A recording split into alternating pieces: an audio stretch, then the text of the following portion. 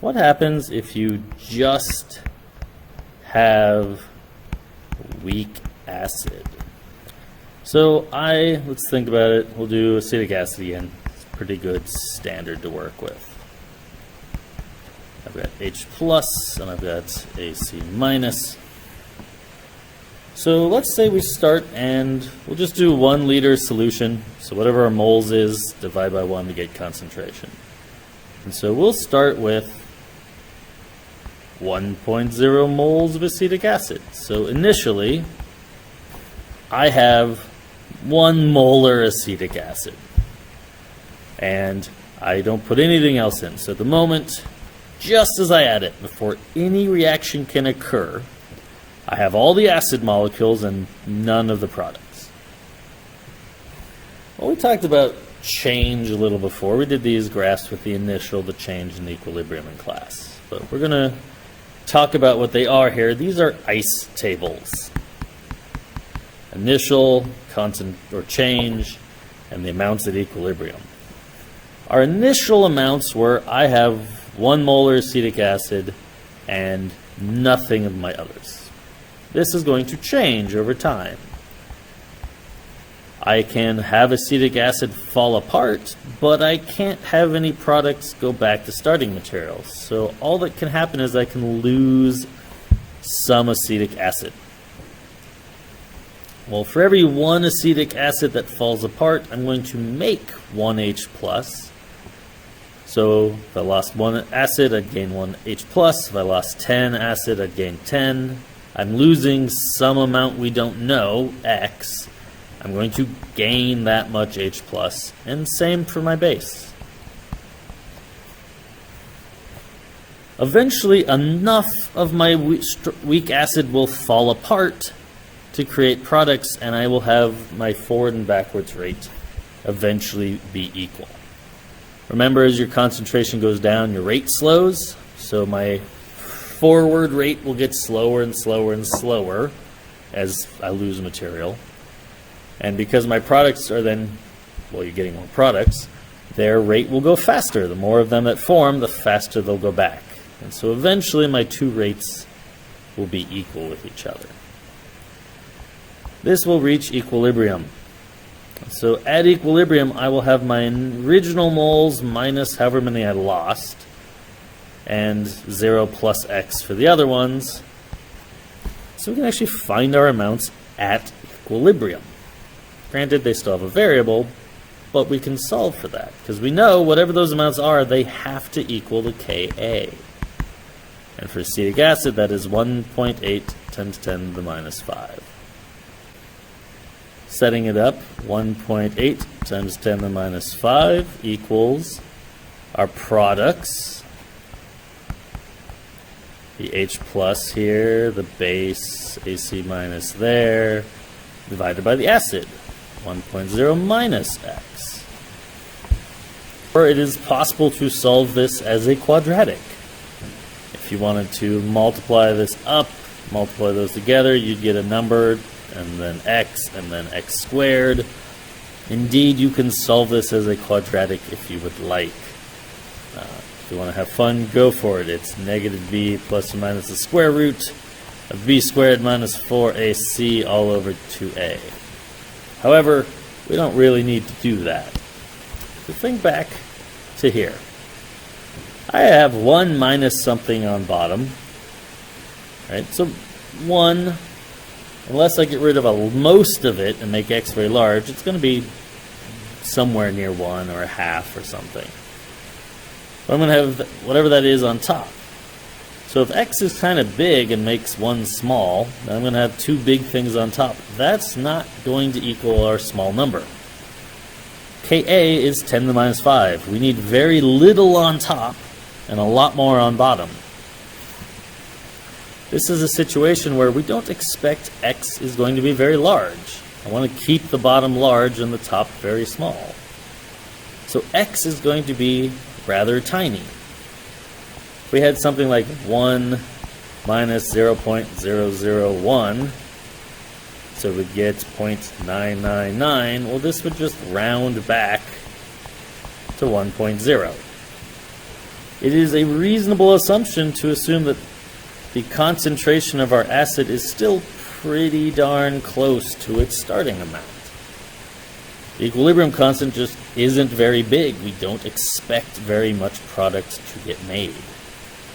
Now, anything more than 0 is significant, so we're going to keep those other x's, but we can rewrite this problem making that assumption that x didn't change the bottom by very much. It's 1.8 times 10 to the minus 5. It's still going to equal x stuff on top, but now it's just 1.0 on bottom. This makes our math a lot simpler. I don't have to do the quadratic. It's not that we didn't lose a little weak acid. We did. It's just we only have 2 sig figs. And if the change is further down than that, it's going to round back to what it originally looked like.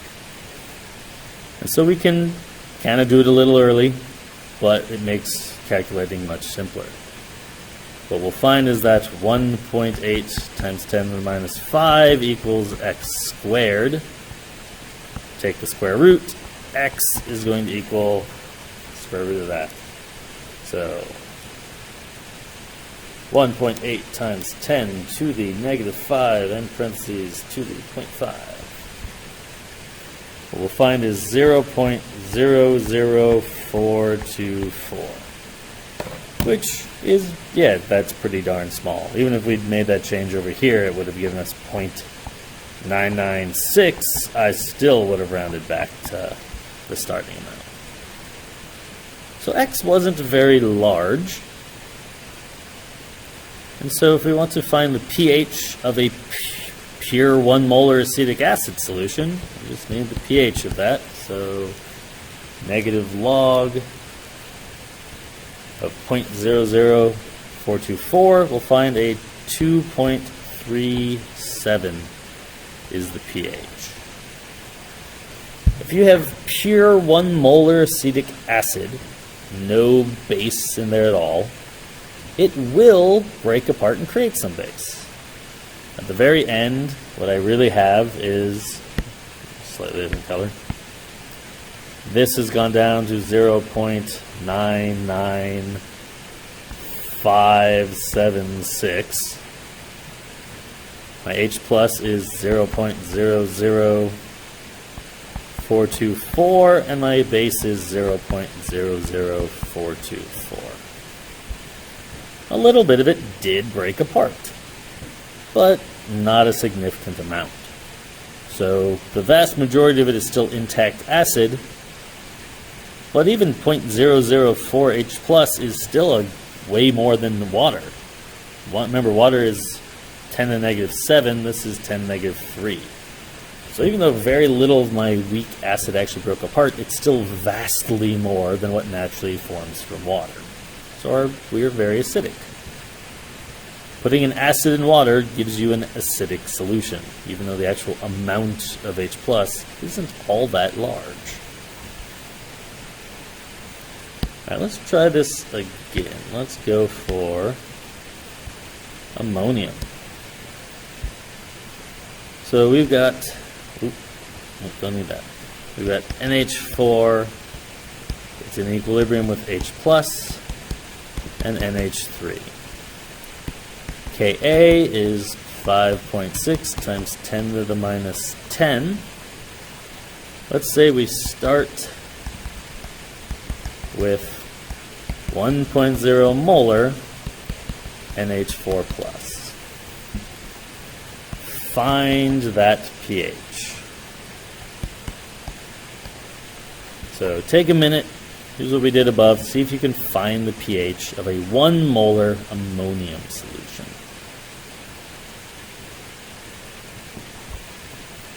Alright, give it a shot. Let's look. I've got NH4 plus initially. It's going to be 1.0 moles of it if we use 1 liter of solution. There's going to be no H plus, and there's going to be no ammonia. There's going to be some change. I'm going to lose some acid. I'm going to gain the other materials, I'll reach equilibrium. 1.0 minus x, x, and x. And so 5.6 times 10 to the minus 10 should equal my products over my reactants. But again, it's even more so this case, we don't expect the top to be very large. 10 to the minus 10 is an incredibly tiny value, so I need very, very little on top. X has to be very small. So this will be roughly 1 again. So we can cross that and say just 1.0. What we'll find is 5.6 times 10 to the minus 10 should equal x squared. Square root of both sides. So 5.6 times 10 to the minus 10 square root.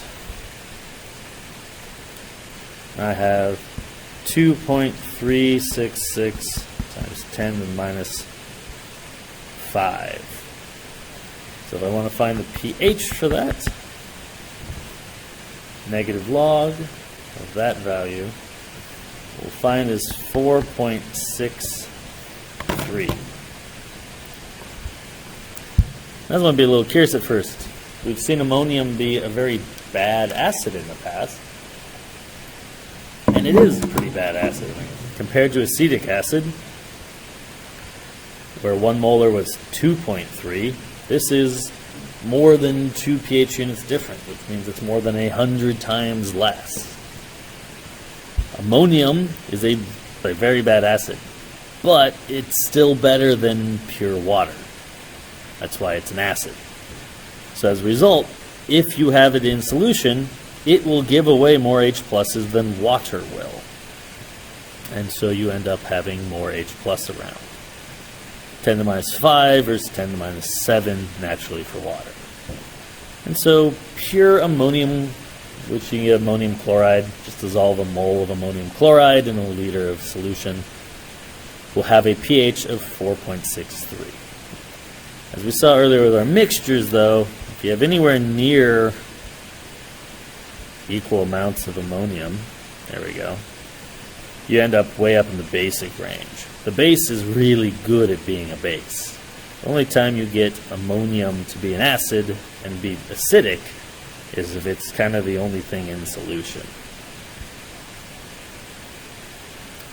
Alright, let's go ahead and pause or stop this one. So this was how you could find the pH of a pure weak acid solution. The trick here was recognizing that we're not going to break up very much of our weak acid. And so we can turn 1.0 minus x, or whatever the starting concentration minus x, whatever that is, just back into the starting concentration. That it will round back to where it began.